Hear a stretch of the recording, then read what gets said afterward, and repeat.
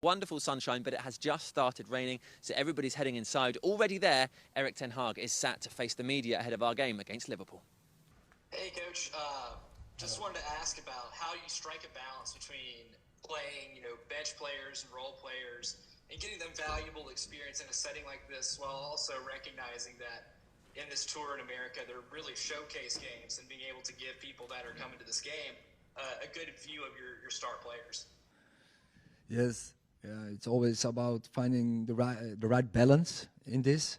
We have to prepare the season, but we also we understand that we have to give a performance, and that we present our club, and that we present Premier League football here.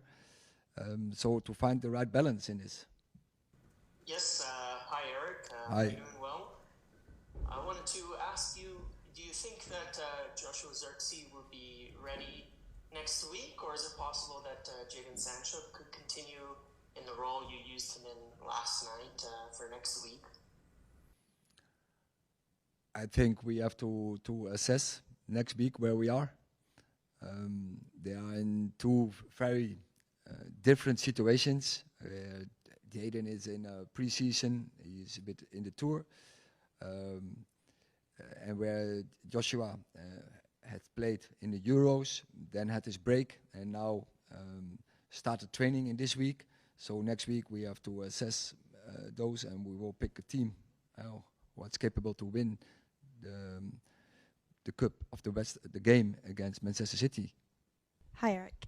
Hi. Klopp, Arteta, Pep Guardiola, they all had the ability to rebuild their own team with all of their new players. You've still got a lot of players that you inherited when you first came in. Does that make it harder to play the way that you want to?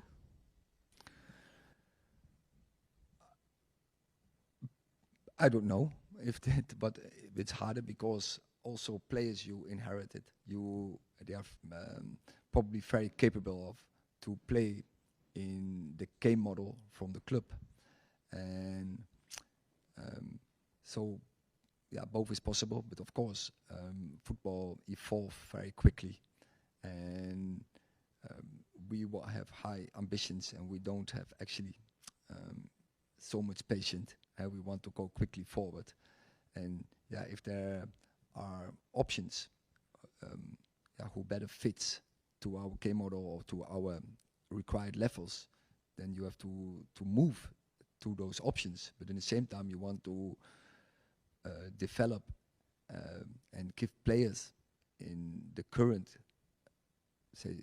squad of clubs the opportunity to fit in, and so that they can contribute to the high ambitions we have.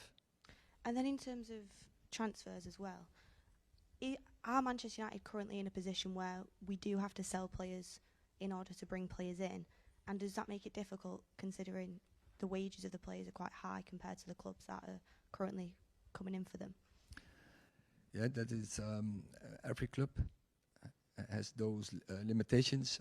Our FFP rules for every club are there. Also, we have to manage this, and with those rules, we have to manage it as good as possible to construct the best squad possible. You're welcome. Erik, is there a sort of a confirmed date when the likes of Lisandro Martinez and Alejandro will report back to Carrington, or are they already there? Of course, we have a plan, and on every individual when they have to show up, and the plan is now running. Are they will they be next week in England? Alejandro is already tomorrow. Start training. Licia will start on Monday. So from the most, I have it clearly in my mind. But there is a plan underneath for every player, also off-season, and we know from every player where they are from fitness-wise. And next week we have to bring everything together. Questions on the game? Hi Erik, there's been interest in Scott McTominay from Fulham. I just wondered what your view on his position is at the club. Someone who's obviously scored important goals for you last season, but at the same time, if you've got to make sales to get more signings in. Yeah, what do you think of that situation? I'm so pleased with the performance from Scott McTominay, and I'm so pleased to have him in my squad. From type of person, such a huge impact on the team, team performances, team spirit, and of course now we play him more in his advanced position, what suits him obviously much better.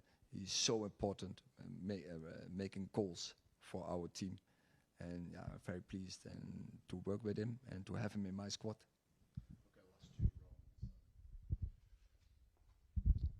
Just one on Liverpool. Under Jurgen Klopp, Liverpool were considered one of the main title challengers every year. Obviously now he's gone and there's a new manager. Do you think it's going to be hard for Arne Slot to carry on, keep Liverpool at that level, or would you expect, like we've seen with other clubs, a little bit of a drop-off maybe while he gets his feet under the table and starts rebuilding that team in his own image? I think that he's in a quite good place because you have the structures are good, the players are good, and the club football was of course very good and very successful. But I'm sure that Arne, with his skills, that he can add to this, and that there will be elements in that from club football, and but he will bring also elements in. And when they bring this together, then they have a very good chance to stay very successful. Last question, Simon. Hi, Erik. It's just an update on last night, really, and Marcus Rashford obviously went off, and Anthony went off before time. Have you got any update on either of those, and will either of them play on Saturday? We have to wait, and of course we don't go into risk to the last game of the tour. Going up into the season next week already, we go into important game, and we are still within the 24 after a game. So assessment, the final assessment we have to make, and we will see if they are ready for the game for Saturday against Liverpool. That's it for the manager's press conference now. Make